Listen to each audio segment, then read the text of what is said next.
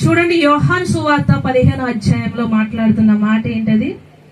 నా యందు నిలిచి ఉండుడి, మీ యందు నేను నిలిచి ఉండును. అలాగే 5వ వచనంలో మాట్లాడుతున్నాడు, ఎవడు నా యందు నిలిచి ఉండునో, నేను ఎవని యందు నిలిచి ఉండునో వాడు బహుగా ఫలించును.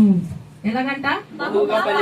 బహుగా. మామూలుగానా? చెప్పండి, ఎలా ఫలిస్తాము? కొంచెమే ఫలిస్తామా?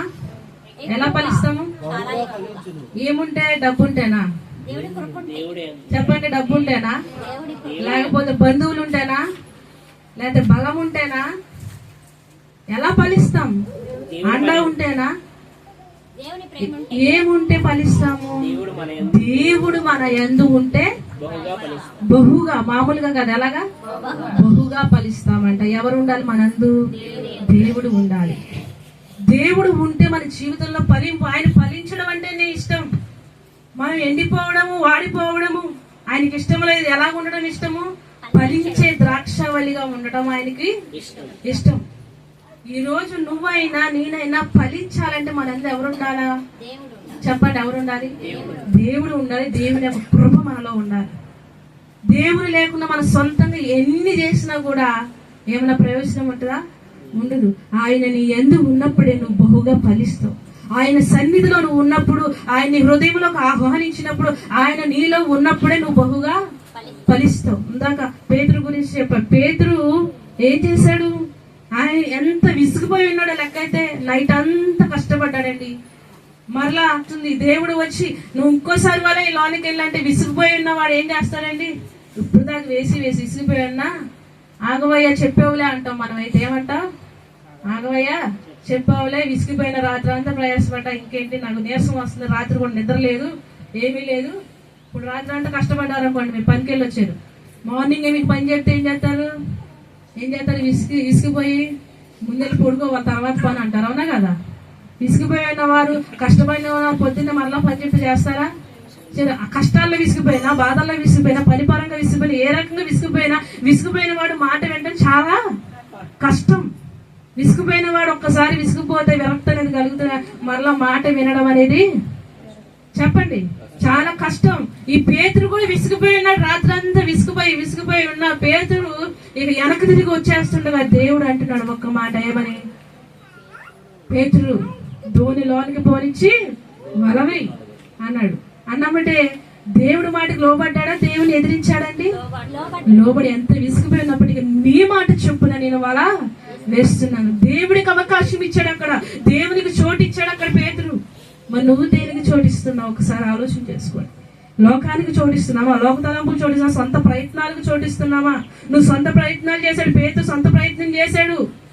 ఏదో చెయ్యాలి, ఏదో కట్టాలి, వెనకాల ఎంతో భారం ఉండొచ్చు పేతురికి. అందువల్ల రాత్రి కూడా వచ్చి చేపలు పడుతున్నాడు. కానీ తన ప్రయాస అంత వృధా అయిపోయింది. ఎప్పుడైతే దేవునికి చోటు ఇచ్చాడో అప్పుడు ఫలభరితంగా మారింది. ఇప్పుడు హృదయంలోకి ఎవరు చోటు ఇవ్వాలా? దేవునికి, దేవుని మాటకి చోటు ఇవ్వాలి. నీ హృదయంలో దేవుని ఆహ్వానించాలి.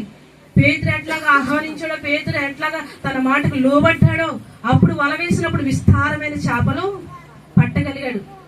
వల పిగిలిపోయేంత చేపలు పట్టగలిగాడు. ఈరోజు నువ్వు సొంత ప్రయత్నాలతో ఏది కూడా ముందుకు వెళ్ళలేవు.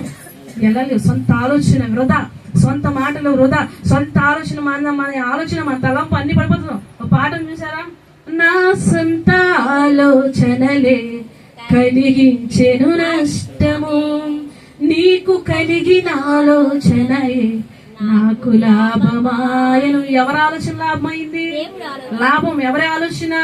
దేవుని ఆలోచన లాభం అవుతుంది. ఈ రోజు నువ్వు సొంత ఆలోచన ప్రకారం ముందడుగులు వేయొద్దు దయచేసి. ఎవరైనా సరే సొంత నిర్ణయాల ప్రకారం మనం మేడలు కట్టలేం, సొంత ఆలోచన మితులు కట్టలేం, సొంత ఆలోచన ప్రకారం ఏది కూడా చేయలేం, ఏది కూడబెట్టలేం.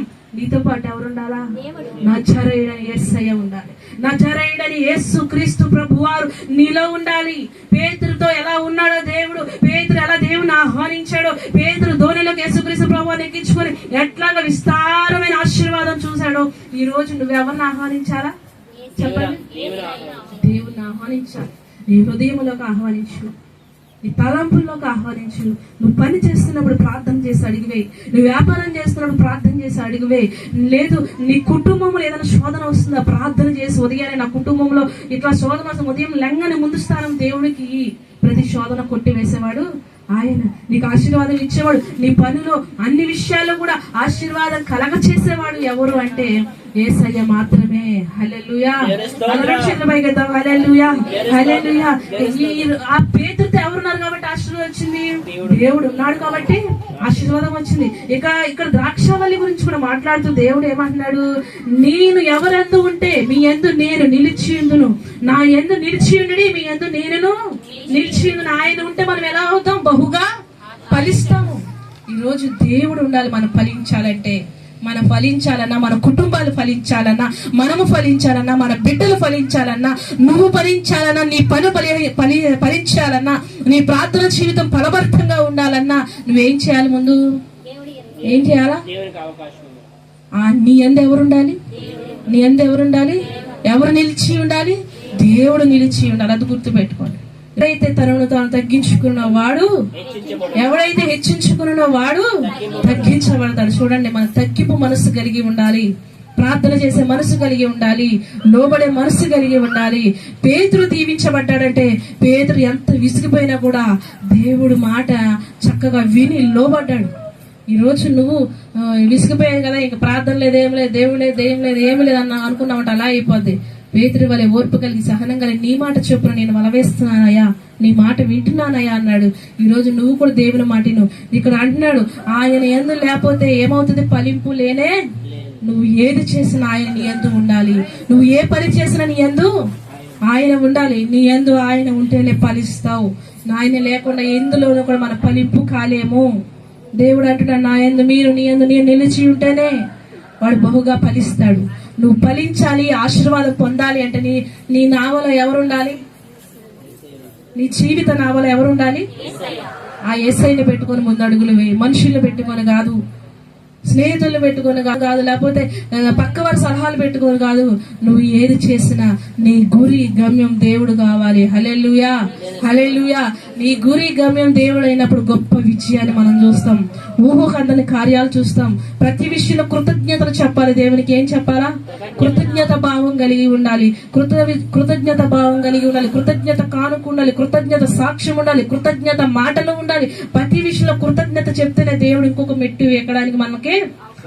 దావీదు కృతజ్ఞత కలిగి ఉన్నాడు. ఏది చేసినా కృతజ్ఞత ఇచ్చేవాడు దేవునికి. కృతజ్ఞత స్తుతులు చెప్పాడు, కృతజ్ఞత సాక్ష్యాలు, కృతజ్ఞత మాటలు. ఈ రోజు ఆయన చేసిన మేలు మర్చిపోకుండా ఈ రోజు మనం బ్రతికి ఉన్నామంటే ఎవరి కృప అండి? ఆయన కృప. ఎంతో మంది పాడైపోతా ఉన్నారు, ఎన్నో దేశాలు కూలిపోతా ఉన్నాయి, కుప్పకూలిపోతా ఉన్నాయి. చైనా ప్రాంతం చూస్తే ఏంటి, మరలా కరోనా లాంటిది వ్యాధిలాగా మరలా వైరస్ సోకుతా ఉన్నది. ఇటు కాలిఫోర్నియా కాలిపోతా ఉన్నది. మనం ఇట్లా క్షేమంగా ఉన్నామంటే ఎవరి కృప? ఆయన కృప. నువ్వు ఏది అడిగేసినా మొట్టమొదటి అడుగు దేవునితో అడిగివే. జీవితంలో ఫలభరితంగా మనము ఉంటాం. ఫలించడమే ఆయనకు కావాలి.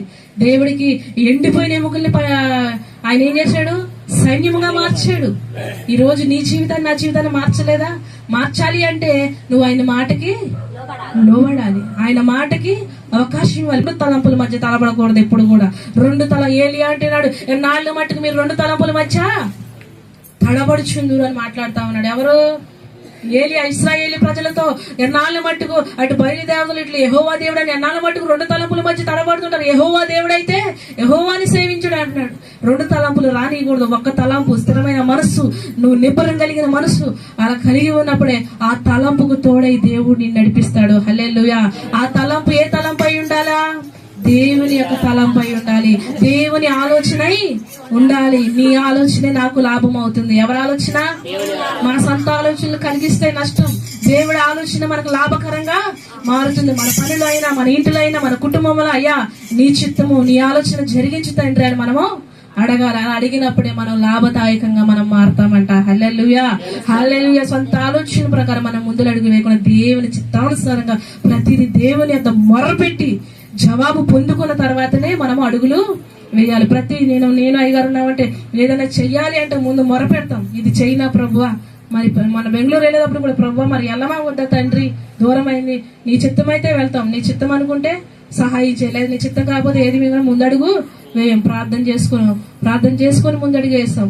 ఏదైనా సరే, ఏ పని అయినా, ప్రయాణం అయినా, ఏదైనా వ్యక్తిగత సమస్య అయినా, ఇరుకైనా, ఇబ్బంది అయినా, కుటుంబంలో ఆర్థిక పరిస్థితులు అవని ప్రభువా నువ్వు నీ చిత్తమని ముందని మొరపడి చైనా వద్దా చందనా వద్దా, లేకపోతే తండ్రి ఇది నీ చిత్తమా కాదా అని ముందు ఆయన్ని జవాబు నేను కోరుకున్న తర్వాత ముందడుగులు వేయడం జరుగుతుంది. ప్రార్థన చేసి విశ్వాసముతో అడిగేస్తే ప్రతిదీ కూడా విజయాన్ని దేవుడు, నేను ఇంక ఏ సైన్ పెట్టుకున్నా ఏమిటా నాకు అపజయము లేనే లేదని విశ్వాసం కూడా నీకు ఉండాలి పని చేసే ముందు ఏదైనా సరే.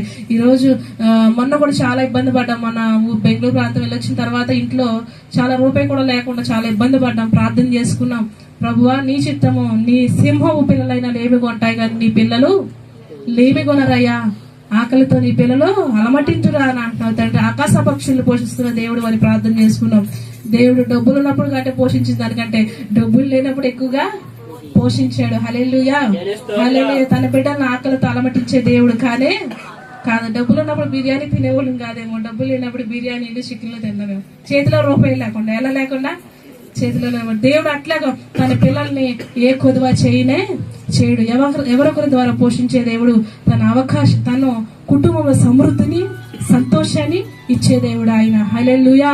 కాబట్టి ఏమిడన్నమాట ఒక మాట గుర్తెట్టుకోండి, నా యందు నిలిచి ఉంటేనే మీరు బహుగా ఫలిస్తారు. ఆ మాట మీరు గుర్తుపెట్టుకోండి, నా యందు నిలిచి ఉంటేనే మీరు బహుగా ఫలిస్తారు, ఆశీర్వదించబడతారు. కాబట్టి నువ్వెవరి యందు నిలిచి ఉంటావు? మనుషులు యందా, ధనం అందా, దేవుని యందా? కనుక ఆ దేవుని యందు నువ్వు నిలిచి ఉండు, గొప్ప ఆశీర్వాదం ఉంటావు. ఆయన నీలో ఉంటే, నీ ధోనిలో ఉంటే పేతురు అట్లా ఆశీర్వాదం, చేపలు వల పిగిలిపోయేంతగా ఆశీర్వాదం చూశాడో ఈ రోజు నువ్వు కూడా అటువంటి ఆశీర్వాదం చూడబోతావు. హల్లెలూయా. ఆయన మాటకి మనందరం అవకాశం ఇచ్చుదుము గాక, ఆయన మాట ప్రకారం నడుచుదుము గాక, ఆయన యందు మనం నిలిచి ఉండి గొప్ప ద్రాక్షవల్లి వలె ఫలించుదుము గాక. కొద్ది మాటలు దేవుడు దీవించి మనం ఆశీర్వదించును గాక. అలాగే కళ్ళు మూసుకొని చిన్న ప్రార్థన చేసుకుందాం. మనందరం కూడా